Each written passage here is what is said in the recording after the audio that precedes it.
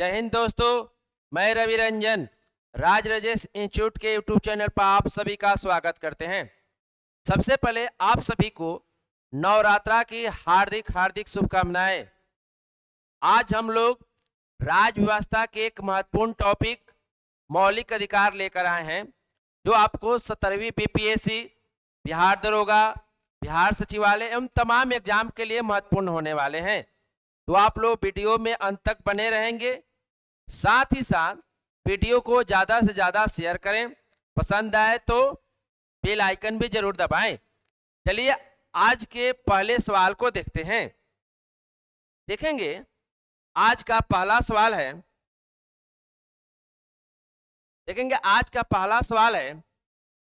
निम्न में से किस अनुच्छेद में विधि के समक्ष समानता एवं विधि के समक्ष संरक्षण का बात करता है? देखेंगे संविधान के किस अनुच्छेद में विधि के समक्ष समानता और विधि के समक्ष संरक्षण की बात करता है? देखेंगे ऑप्शन ए है अनुच्छेद 14, ऑप्शन बी है अनुच्छेद 15, ऑप्शन सी है अनुच्छेद 17 और ऑप्शन डी है अनुच्छेद 18। आप लोग भी कमेंट बॉक्स में आंसर देंगे क्या होगा। विधि के समक्ष समानता एवं विधि के समक्ष संरक्षण। तो देखेंगे इसका आंसर होगा अनुच्छेद 14। देखेंगे अनुच्छेद 14 में दो बातें कहा गया है। विधि के समक्ष समानता और विधि के समक्ष संरक्षण,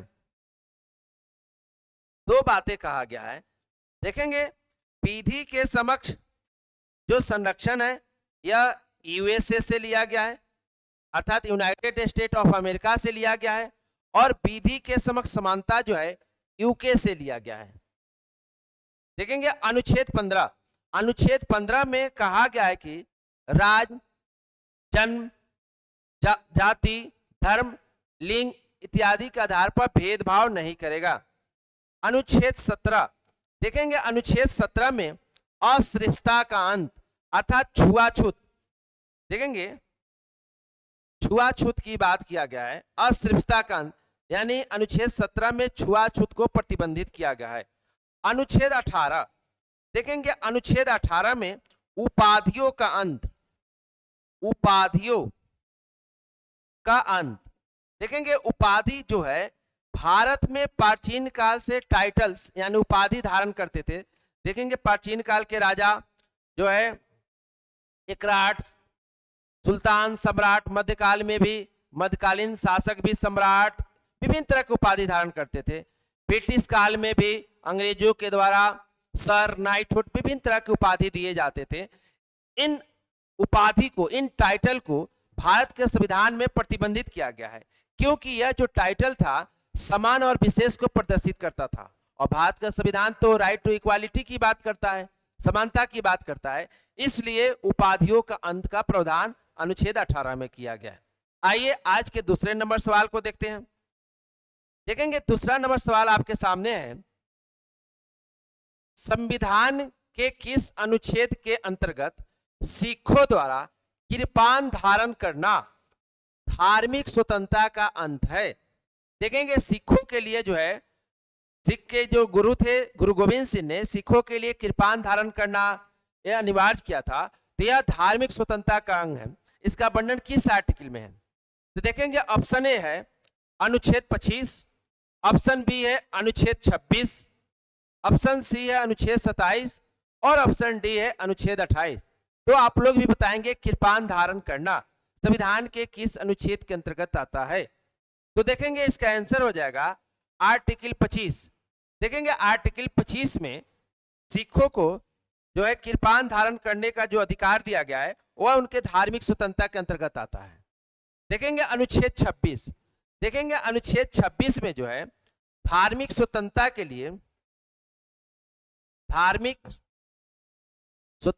लिए प्रबंधन, प्रबंधन की बात करता है। अर्थात अगर आप किसी भी धर्म को मानते हैं तो उसके लिए चल और अचल संपत्ति इकट्ठा कर सकते हैं और उसका जो है धार्मिक प्रबंधन कर सकते हैं। इसका वर्णन अनुच्छेद 26 में है। देखेंगे अनुच्छेद 27, इसमें कहा गया है सरकार जो है किसी एक धर्म को बढ़ावा देने के लिए किसी दूसरे धर्म पर कर आरोपित, कर यानी टैक्स जो है आरोपित नहीं करेगा, अनुच्छेद 27 में है।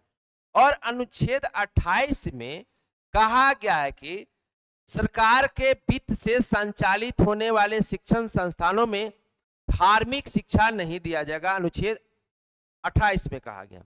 तो आइए आज के तीसरे नंबर सवाल को देखते हैं। देखेंगे तीसरे नंबर सवाल जो है आपके स्क्रीन पर आ चुका है। तीसरे नंबर सवाल कहता है मौलिक अधिकारों का निलंबन निम्न में से कौन कर सकता है? मौलिक अधिकारों का निलंबन, ऑप्शन ए है संसद, ऑप्शन बी है विधानमंडल, ऑप्शन सी है राष्ट्रपति और ऑप्शन डी है सर्वोच्च न्यायालय। तो देखेंगे इसका आंसर है कि आपातकाल के दौरान नागरिकों के मौलिक अधिकार का निलंबन भारत के राष्ट्रपति के द्वारा किया जाता है। देखेंगे अनुच्छेद 35 में कहा गया है कि मौलिक अधिकार से संबंधित कानून बनाने का अधिकार संसद को है। देखेंगे विधानमंडल मौलिक अधिकार से संबंधित किसी भी प्रकार का कानून नहीं बना सकता है। सर्वोच्च न्यायालय, देखेंगे संविधान के आर्टिकल 32 में कहा गया है कि अगर किसी नागरिक का मौलिक अधिकार का उल्लंघन होता है तो अनुच्छेद 32 के तहत वह सर्वोच्च न्यायालय में शरण ले सकता है और सर्वोच्च न्यायालय नागरिकों के मौलिक अधिकार के लिए संरक्षण के लिए रीट जारी कर सकता है। आइए आज के चौथे नंबर सवाल को देखते हैं। देखेंगे चौथा नंबर सवाल है निम्न में से किस अनुच्छेद के अंतर्गत अल्पसंख्यक वर्गों के अपनी भाषा, लिपि, संस्कृति को बनाए रखने का अधिकार प्राप्त है? अल्पसंख्यक, देखेंगे अनुच्छेद ए है, सॉरी ऑप्शन ए है अनुच्छेद 29, ऑप्शन बी है अनुच्छेद 30, ऑप्शन सी है अनुच्छेद 28 और ऑप्शन डी है सभी। तो आप लोग बताएंगे अल्पसंख्यक वर्गों को किस अनुच्छेद में अपनी भाषा, अपनी लिपि, अपनी संस्कृति को बनाए रखने का अधिकार दिया गया है?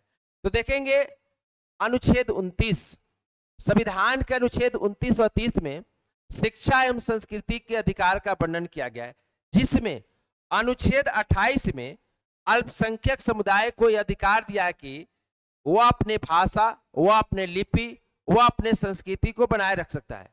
और अनुच्छेद 30 में अल्पसंख्यक समुदाय को अपने मनपसंद के शिक्षण संस्थान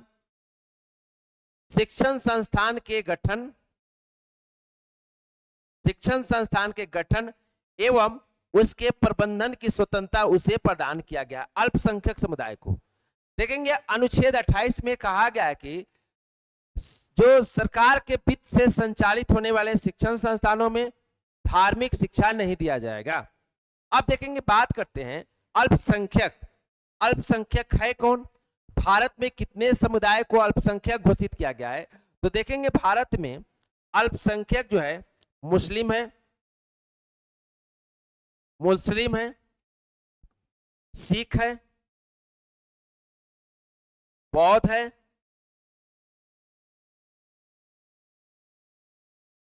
जैन है,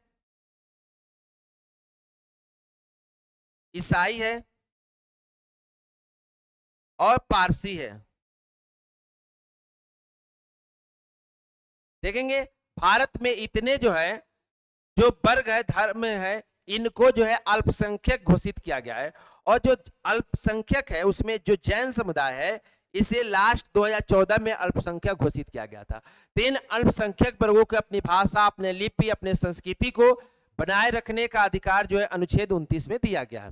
तो आइए आज के अगले सवाल को देखते हैं। देखेंगे आपके सामने 5वां नंबर सवाल है। इसमें कहा गया है निम्न में से कौन सा अनुच्छेद विदेश भ्रमण का अधिकार देता है। ऑप्शन ए है अनुच्छेद 19, ऑप्शन बी है अनुच्छेद 20, ऑप्शन सी है अनुच्छेद 21 और ऑप्शन डी है अनुच्छेद 22। आप लोग बताएंगे वह कौन सा अनुच्छेद है जो भारत में नागरिकों को विदेश भ्रमण का अधिकार देता है। तो देखेंगे इसका आंसर हो जाएगा अनुच्छेद 21। अनुच्छेद 21 में जो है प्राण एवं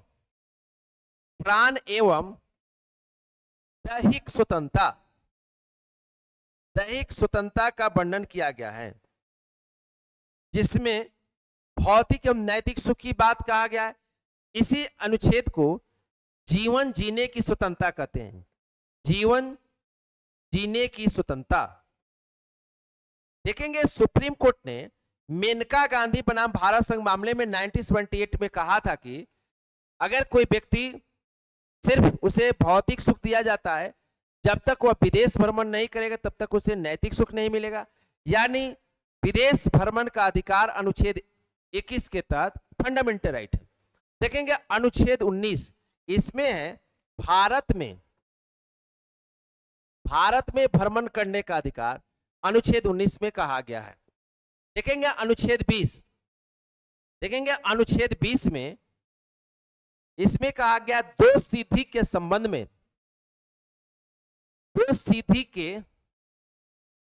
में संरक्षण, दो सीधी के संबंध में संरक्षण का वर्णन अनुच्छेद 20 में है। और अनुच्छेद 22 में गिरफ्तारी के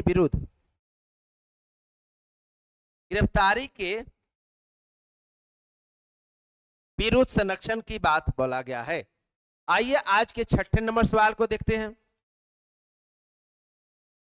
देखेंगे 6ठा नंबर सवाल है अनुसूचित जाति तथा अनुसूचित जनजाति को किस अनुच्छेद के अंतर्गत सामाजिक, आर्थिक, राजनीतिक तथा सांस्कृतिक अधिकार दिया गया है। आइए ऑप्शन ए है अनुच्छेद 20, ऑप्शन बी है अनुच्छेद 19, ऑप्शन सी है अनुच्छेद 17 और ऑप्शन डी है अनुच्छेद 29। तो आप लोग भी बताएंगे अनुसूचित जाति अर्थात शेड्यूल कास्ट तथा अनुसूचित जनजाति अर्थात शेड्यूल ट्राइब, एससी और एसटी को किस अनुच्छेद के अंतर्गत सामाजिक, आर्थिक एवं राजनीतिक, सांस्कृतिक अधिकार दिया गया है। आप लोग भी बताएंगे कमेंट बॉक्स में। देखेंगे इसका आंसर हो जाएगा अनुच्छेद 17। देखेंगे बहुत सारे लोग अनुच्छेद 29 सोच रहे हैं, तो देखेंगे अनुच्छेद 29 जो है यह अल्पसंख्यक समुदाय के लिए है। यह अनुच्छेद 29 जो है अल्पसंख्यक वर्ग के लिए है। अनुच्छेद 17 जो है अनुसूचित जाति अर्थात शेड्यूल कास्ट एवं शेड्यूल ट्राइब के लिए है, उनको संरक्षण प्रदान करता है अर्थात अस्पृश्यता की अंत। देखेंगे अनुच्छेद 20 जो है दो सीधी के संबंध में संरक्षण, और अनुच्छेद 19 जो है यहां पर जो है वाक्य एवं अभिव्यक्ति की स्वतंत्रता यानी right to speak and expression की बात करता है। देखेंगे अनुच्छेद 19 के अंतर्गत वर्तमान में 6 प्रकार की स्वतंत्रता का बात की गई है। तो आइए आज के 7वें नंबर सवाल को देखते हैं। देखेंगे 7वें नंबर सवाल है निम्न में से कौन सा अनुच्छेद राज्य को शक्ति देता है कि राज्य स्त्री और बालकों के लिए विशेष प्रावधान कर सकता है। ऑप्शन ए है अनुच्छेद 15 का खंड 1, ऑप्शन बी है अनुच्छेद 15 का खंड 2, ऑप्शन सी है अनुच्छेद 15 का खंड 3 और ऑप्शन डी है अनुच्छेद 15 का 5। तो देखेंगे इसका आंसर हो जाएगा ऑप्शन हो जाएगा आर्टिकल 15 का खंड 3। 15 का खंड 3 जो है राज्य को निर्देश देता है कि राज्य महिलाओं और बच्चों के उत्थान के लिए विशेष प्रावधान कर सकता है। देखेंगे अनुच्छेद 15 का खंड 1, इसमें कहा गया है कि राज्य जाति, धर्म, लिंग, निवास स्थान के आधार पर भेदभाव नहीं करेगा। अनुच्छेद 15 का खंड 2 कहा गया है कि राज्य सार्वजनिक स्थल पर धर्म के आधार पर भेदभाव नहीं करेगा। और देखेंगे अनुच्छेद 15 का 5 को 92वें संविधान संशोधन के द्वारा 93वें संविधान संशोधन 93वें संविधान संशोधन के द्वारा 2005 में जोड़ा गया और इसमें उच्च शिक्षण संस्थान, उच्च शिक्षण संस्थानों में, उच्च शिक्षण संस्थानों में आरक्षण, उच्च शिक्षण संस्थानों में आरक्षण का प्रावधान किया गया। उच्च शिक्षण संस्थान और तकनीकी शिक्षण संस्थान जैसे IIT,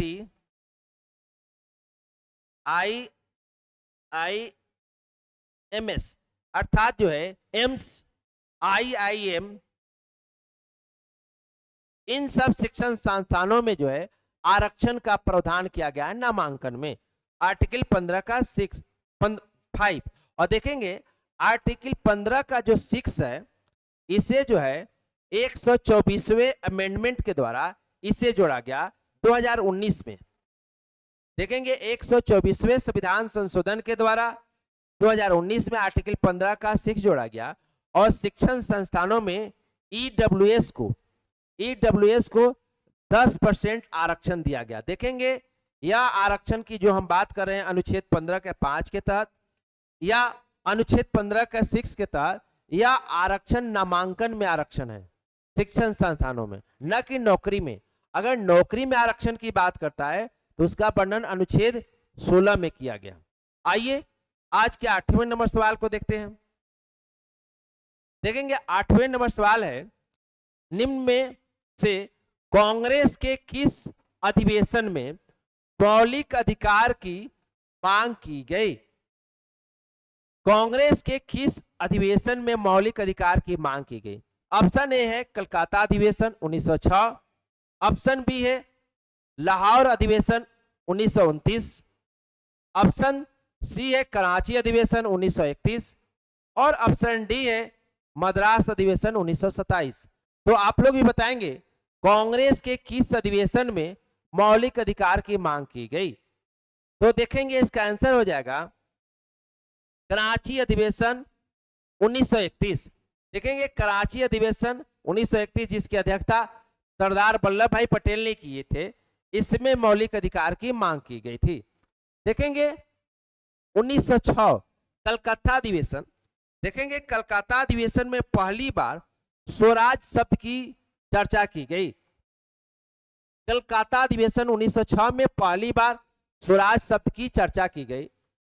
लाहौर अधिवेशन 1929, देखेंगे लाहौर अधिवेशन 1929 में जिसकी अध्यक्षता जवाहरलाल नेहरू के द्वारा किया गया था, इसमें पूर्ण स्वराज की मांग की गई और निर्णय लिया गया कि अगले साल से हम लोग स्वतंत्रता दिवस मनाएंगे। और जवाहरलाल नेहरू ने 26 जनवरी 1930 में पहली बार रावी नदी के तट पर स्वतंत्रता दिवस मनाए थे और तब से झंडा हम लोग फहराते रहे। देखेंगे मद्रास अधिवेशन 1927, देखेंगे मद्रास अधिवेशन में पहली बार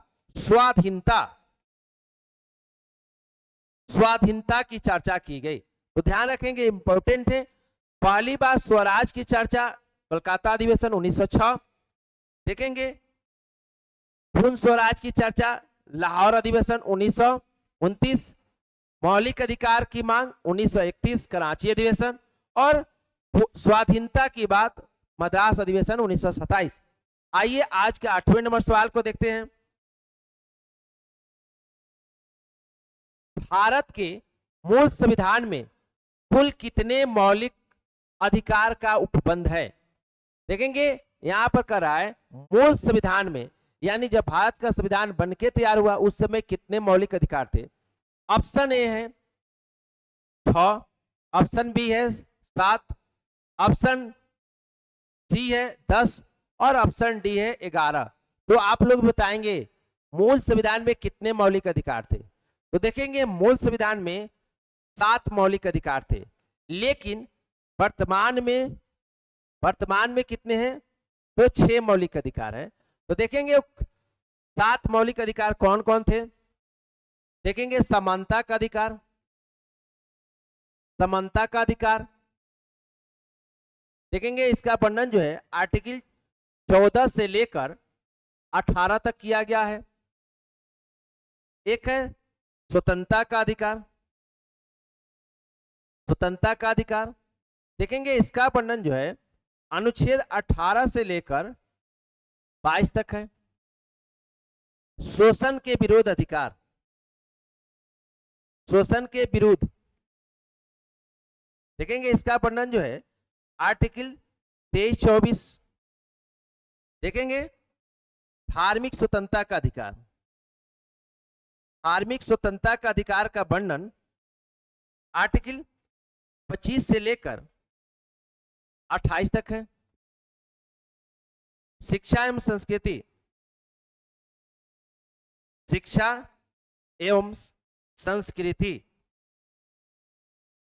देखेंगे आर्टिकल 29 से लेकर 30 तक। संपत्ति का अधिकार, संपत्ति का अधिकार। देखेंगे इसका बना आर्टिकल 31 और 7वां जो है आपका जो है संवैधानिक, संवैधानिक उपचारों का अधिकार, उपचारों का अधिकार। देखेंगे इसका वर्णन जो है आर्टिकल 32 में है। तो देखेंगे इस प्रकार से आपके मूल संविधान में नागरिकों के लिए जो है 7 प्रकार के मौलिक अधिकार का वर्णन किया गया, लेकिन वर्तमान में 6 मौलिक अधिकार है। यहाँ जो संपत्ति का अधिकार है, देखेंगे संपत्ति के अधिकार को इसे 44वें अमेंडमेंट के द्वारा 1978 में संपत्ति के अधिकार को फंडामेंटल राइट की श्रेणी से हटा दिया गया और वर्तमान में जो संपत्ति के अधिकार है यह जो है अब यह कानूनी अधिकार है। अब इसका वर्णन जो है संविधान के आर्टिकल 300A संविधान के भाग 12 और अनुच्छेद 300A में है। इस प्रकार से वर्तमान में 6 और मूल संविधान में 7 मौलिक अधिकार थे। ठीक है, तो आइए आज के अगले सवाल को देखते हैं। आज का अगला सवाल है, निम्न में से संविधान के किस भाग को मैग्ना कार्टा कहा जाता है? Magna carta, Magna carta. देखेंगे मैग्ना कार्टा का जो अर्थ होता है, इसका अर्थ होता है अधिकार पत्र, अधिकार पत्र। तो देखेंगे संविधान के किस भाग को कहा जाता है? देखेंगे ऑप्शन ए है भाग 1, ऑप्शन बी है भाग 2, ऑप्शन सी है भाग 3 और ऑप्शन डी है भाग 4। तो देखेंगे इसका हो जाएगा आंसर सी भाग 3, यानी भाग 3 जो है मौलिक अधिकार है, जिसका वर्णन संविधान के अनुच्छेद 12 से लेकर 35 तक मौलिक अधिकार की बात की गई है। इसे मैग्ना कार्टा कहते हैं। देखेंगे मैग्ना कार्टा शब्द आया कहां से? तो देखेंगे सबसे पहले ब्रिटेन के सम्राट, देखेंगे ब्रिटेन के सम्राट जॉन, देखेंगे ब्रिटेन के सम्राट जॉन ने 1215 ईस्वी में सबसे पहले अपने नागरिकों को कुछ लिखित हस्ताक्षरित जो है अधिकार पत्र दिया, जिसे मैग्ना कार्टा बोला गया, जिसे मैग्ना कार्टा कहा गया। इस तरह से संविधान के भाग 3 को मैग्ना कार्टा कहते हैं, जिसका वर्णन अनुच्छेद 12 से लेकर 35 तक है। तो आइए आज के अगले सवाल को देखते हैं। देखेंगे आज का 11 नंबर सवाल है, बलात् श्रम मानव दुर्व्यवहार का वर्णन किस अनुच्छेद में उल्लेखित है? देखेंगे ऑप्शन ए है अनुच्छेद 22, ऑप्शन बी है अनुच्छेद 23, ऑप्शन सी है अनुच्छेद 24 और ऑप्शन डी है अनुच्छेद 25। तो आप लोग भी बताएंगे बलात् श्रम मानव दुर्व्यवहार का वर्णन किस अनुच्छेद में है, मानव तस्करी सारे का वर्णन किस आर्टिकल में है? तो देखेंगे इसका आंसर हो जाएगा अनुच्छेद 23। अनुच्छेद 23 में जो है और 24 में शोषण के विरोध अधिकार है, जिसमें अनुच्छेद 23 में बलात् श्रम का वर्णन है। देखेंगे बलात्श्रम का अर्थ क्या होता है, किसी से बलपूर्वक काम लेना बलात्श्रम है। मानव दुर्व्यवहार, मानव का खरीद फरोख्त, मानव तस्करी, बंधुआ मजदूरी, सारे का प्रतिबंधित किया गया अनुच्छेद 23 में। अनुच्छेद 24 देखेंगे, अनुच्छेद 24 में देखेंगे, अनुच्छेद 24 में 14 वर्ष से कम 14 वर्ष से कम उम्र के बच्चे को किसी भी खतरनाक काम में नियोजन को प्रतिबंधित करता है। अनुच्छेद 22 में गिरफ्तारी के विरुद्ध संरक्षण, गिरफ्तारी के विरुद्ध संरक्षण की बात बोला गया है। अनुच्छेद 25 इसमें जो है अंतःकरण की स्वतंत्रता, आप किसी भी धर्म को मान सकते हैं, उसका प्रचार प्रसार कर सकते हैं, इसका वर्णन अनुच्छेद 25 में है। आइए आज के अगले सवाल को देखते हैं। देखेंगे 12 नंबर सवाल है, निम्न में से किस वाद में संसद को मौलिक अधिकारों में संशोधन का अधिकार दिया गया? ऑप्शन ए है गोलकनाथ बनाम गोलकनाथवाद, ऑप्शन बी है सज्जन सिंहवाद, ऑप्शन सी है केशवानंद भारतीवाद और ऑप्शन डी है बेरुबारीवाद। आप बताएंगे संसद को मौलिक अधिकार में संशोधन का अधिकार दिया गया किस वाद में? तो देखेंगे आंसर हो जाएगा बी, सज्जन सिंहवाद में। 1965 में सुप्रीम कोर्ट ने 77वें संविधान संशोधन को बरकरार रखा और कहा कि संसद मौलिक अधिकार में संशोधन कर सकता है। गोलकनाथ बनाम पंजाब राज मामला 1967 में सुप्रीम कोर्ट ने कहा कि संसद जो है सिर्फ विधायिका है जो विधि बना सकता है, संविधान में संशोधन नहीं कर सकता है। देखेंगे गोलकनाथ बनाम पंजाब राज मामले में सुप्रीम कोर्ट ने बोला संसद जो है विधायिका है जो सिर्फ विधि बना सकता है, अर्थात कानून बना सकता है, संविधान में संशोधन नहीं कर सकता है। सज्जन सिंह बनाम जो है राजस्थान मामले में 1965 में सुप्रीम कोर्ट ने बोला, सुप्रीम कोर्ट ने 17वें संविधान संशोधन को बरकरार रखा और कहा कि संसद मौलिक अधिकार में संशोधन कर सकता है। केशवानंद भारती बनाम केरल राज मामला 1973 में सुप्रीम कोर्ट ने बेसिक स्ट्रक्चर यानी संविधान के मूल ढांचे को प्रभावित न करने सुप्रीम कोर्ट ने कहा कि संसद संविधान में संशोधन कर सकता है, लेकिन उसके बेसिक स्ट्रक्चर में यानी मूल संरचना में, मूल ढांचे में परिवर्तन नहीं कर सकता है। देखेंगे बेरुबारी बनाम जो है भारत संघ मामला 1960 में हुआ था, इसमें सुप्रीम कोर्ट ने कहा था कि प्रस्तावना संविधान का अंग नहीं है। तो आइए आज के 13 नंबर सवाल को देखते हैं।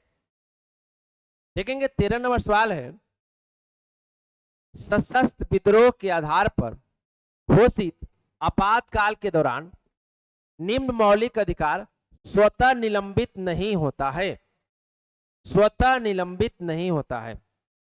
ऑप्शन है अनुच्छेद 14, ऑप्शन बी है अनुच्छेद 16, ऑप्शन सी है अनुच्छेद 17 और ऑप्शन डी है अनुच्छेद 19।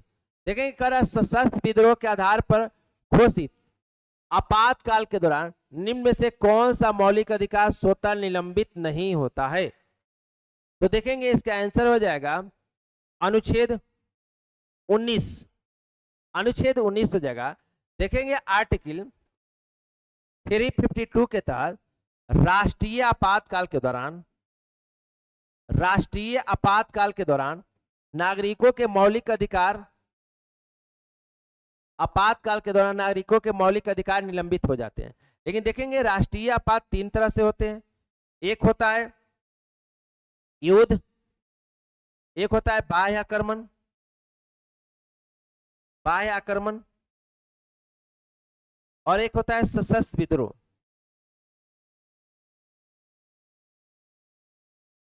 तो देखेंगे अनुच्छेद जो है युद्ध और बाह्य आक्रमण के द्वारा अगर देश में इमरजेंसी घोषित होता है तो अनुच्छेद 20 और 21 को छोड़कर सारे मौलिक अधिकार निलंबित हो जाते हैं। ध्यान देखेंगे, अगर देश में युद्ध और बाह्य आक्रमण के द्वारा नेशनल इमरजेंसी घोषित होता है तो अनुच्छेद 20 और 21 को छोड़कर सारे मौलिक अधिकार निलंबित हो जाते हैं। लेकिन अगर सशस्त्र विद्रोह के द्वारा देश में नेशनल इमरजेंसी लगता है तो अनुच्छेद 19, 20 और 21 को छोड़कर सारे मौलिक अधिकार निलंबित हो जाते हैं। अगर देश में सशस्त्र विद्रोह के द्वारा अगर इमरजेंसी लगता है, नेशनल इमरजेंसी, तो अनुच्छेद 19, 20 और 21 को छोड़कर सारे मौलिक अधिकार निलंबित हो जाते हैं। देखेंगे नेशनल इमरजेंसी का वर्णन आर्टिकल 352 में है। आइए आज के अगले सवाल को देखते हैं। देखेंगे 14 नंबर सवाल है, धार्मिक स्वतंत्रता के अधिकार को राज्य किन आधारों पर निलंबन कर सकती है? ऑप्शन ए है लोक व्यवस्था, ऑप्शन बी है नैतिकता, ऑप्शन सी है सदाचार और ऑप्शन डी है सभी। तो देखेंगे आप लोग भी बताएंगे इसका आंसर क्या होगा। इसका आंसर हो जाएगा सभी। देखेंगे राज्य जो है लोक व्यवस्था अगर बिगड़ता है, नैतिकता प्रभावित होता है, सदाचार के अगर प्रभावित होने पर राज्य धार्मिक स्वतंत्रता पर युक्तियुक्त प्रतिबंध लगा सकता है, जिसका वर्णन आर्टिकल 25 के खंड 1 में है। और अनुच्छेद 25 के खंड 2 में कहा गया है कि राज्य अगर धर्म के आधार पर कर्मकांड, धर्म के आधार पर अंधविश्वास, धर्म के नाम पर अगर कुरीति है तो उस पर युक्तियुक्त प्रतिबंध लगा सकता है। आइए आज के 15 नंबर सवाल को देखते हैं। देखेंगे भारत में मौलिक अधिकार की मांग सर्वप्रथम कब हुआ? ऑप्शन ए है 1895, ऑप्शन बी है 1925, ऑप्शन सी है 1931 और ऑप्शन डी है 1947। तो देखेंगे आंसर हो जाएगा 1895। 1895 में देखेंगे बाल गंगाधर तिलक के द्वारा स्वराज बिल के माध्यम से पहली बार फंडामेंटल राइट की मांग की गई थी। तो आइए आज के अगले सवाल को देखते हैं। देखेंगे आज का 16 नंबर सवाल है, निम्न में से किस संशोधन के द्वारा शिक्षा के अधिकार को मूल अधिकार का दर्जा दिया गया? शिक्षा के अधिकार को मूल अधिकार का दर्जा दिया गया किस संविधान संशोधन के द्वारा?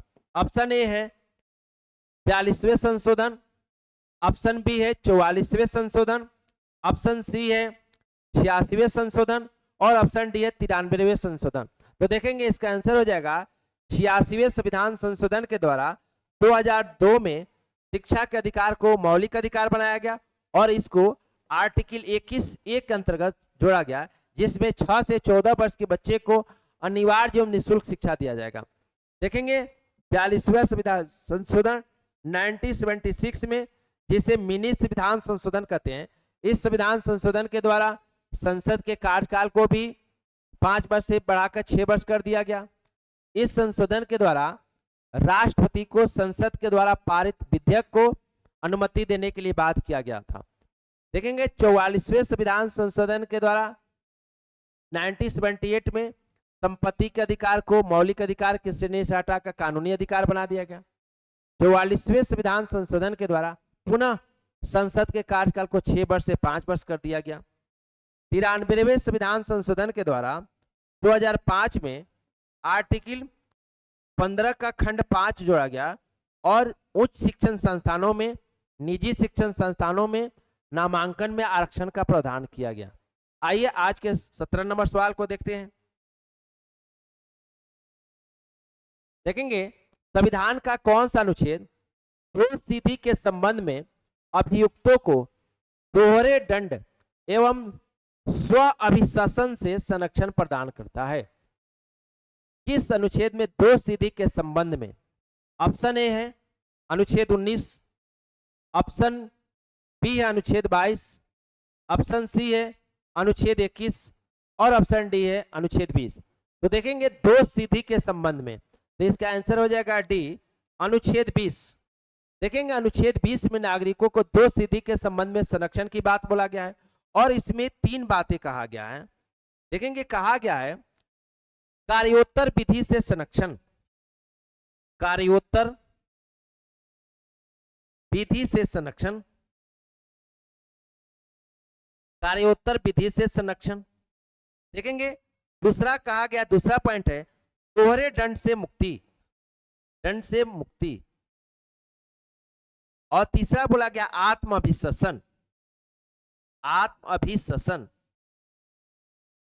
देखेंगे कहा गया है कार्योत्तर विधि से संरक्षण का मतलब होता है जब कोई व्यक्ति या कोई अभियुक्त कोई भी अगर अपराध करता है तो उसे वही दंड दिया जाएगा जो उस समय प्रचलित है, यानी उस समय संविधान में जो प्रचलित है उसी के अनुसार से उसे दंड दिया जाएगा, उसे नए कानून बनाकर दंड नहीं दिया जाएगा। दोहरे दंड से मुक्ति, इसमें कहा गया है कोई भी व्यक्ति अगर अपराध एक करता है तो उसे एक ही सजा दिया जाएगा, लेकिन इसमें अपवाद है। अगर कोई अपराधी विभिन्न तरह के अपराध करता है, यानी अपराध की प्रकृति चेंज होता है, जैसे मर्डर करता है, रेप करता है, फिरौती मांगता है, तो यह अपराध की प्रवृत्ति चेंज हो रहा है, उस स्थिति में उसे दोहरे दंड दिया जाएगा। साथ ही साथ अगर कोई सरकारी कर्मचारी अगर कोई जघन्य अपराध करता है तो वहां भी उसे दोहरी दंड मिलेगा। पहला तो डिपार्टमेंट सस्पेंड करेगा एक, और बाद में न्यायालय भी दंडित करेगा, तो इसे दोहरी दंड मिल सकता है ये। लेकिन यह अपवाद है आत्मविश्वसन, अर्थात इसमें कहा गया है कि किसी भी व्यक्ति को खुद के विरुद्ध गवाह नहीं बनाया जाएगा। देखेंगे अनुच्छेद 19, इसमें right to speak and expression यानी वाक्य एवं अभिव्यक्ति की स्वतंत्रता है। इसमें गिरफ्तारी की विरुद्ध संरक्षण, और अनुच्छेद 21 में है प्राण एवं दैहिक स्वतंत्रता। आइए आज के 18 नंबर सवाल को देखते हैं। निवारक निरोध, निवारक निरोध विषय संविधान के किस अनुसूची के अंतर्गत शामिल है? ऑप्शन ए है संघ सूची, ऑप्शन बी है राज्य सूची, ऑप्शन सी है समवर्ती सूची, और ऑप्शन डी है अवशेष सूची। तो देखेंगे निवारक निरोध जिसे प्रिवेंटिव एक्ट कहते हैं, निवारक निरोध विषय जो है आपके समवर्ती सूची में है। समवर्ती सूची का मतलब होता है समवर्ती सूची में जो विषय शामिल है उस पर केंद्र सरकार भी कानून बनाएगा, राज्य सरकार भी कानून बनाएगा। आइए आज के अगले सवाल अर्थात 19 नंबर सवाल को देखते हैं। निम्न में से किस अनुच्छेद में समाज के कमजोर वर्गों के संरक्षण के लिए प्रावधान किया गया है? ऑप्शन ए है अनुच्छेद 14, ऑप्शन बी है अनुच्छेद 15, ऑप्शन सी है अनुच्छेद 17 और ऑप्शन डी है अनुच्छेद 18। तो देखेंगे इसका आंसर हो जाएगा अनुच्छेद 17। ठीक है, आइए आज के अंतिम, आज जो हम लोग मौलिक अधिकार के सेशन में फर्स्ट पार्ट में 20 सवाल लेकर आए हैं, फिर अगले पार्ट में मिलेंगे। आज का अंतिम सवाल है 20वां नंबर सवाल है, मौलिक अधिकार के उल्लंघन होने पर सर्वोच्च न्यायालय रीट जारी करता है। मौलिक अधिकार के उल्लंघन होने पर सर्वोच्च न्यायालय रीट जारी करता है, अर्थात पूछ रहा है किस अनुच्छेद के तहत।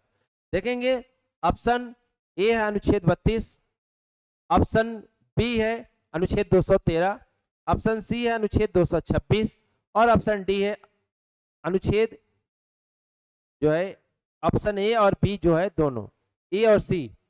तो देखेंगे पूछ रहा है सर्वोच्च न्यायालय, तो आंसर हो जाएगा ए, अनुच्छेद 32 के तहत मौलिक अधिकार के उल्लंघन होने पर सर्वोच्च न्यायालय रीट जारी करता है। देखेंगे अनुच्छेद 213 राज्यपाल के अध्यादेश राज्यपाल के ऑर्डिनेंस पावर का वर्णन है। अनुच्छेद 226 के तहत हाई कोर्ट मौलिक अधिकार के उल्लंघन होने पर रीट जारी करता है। तो इस तरह से आज हम लोग मौलिक अधिकार के पार्ट 1 में 20 सवाल का डिस्कशन किए, फिर अगले पार्ट में मौलिक अधिकार से महत्वपूर्ण सवालों का डिस्कशन करेंगे। तब तक के लिए इतना ही, धन्यवाद।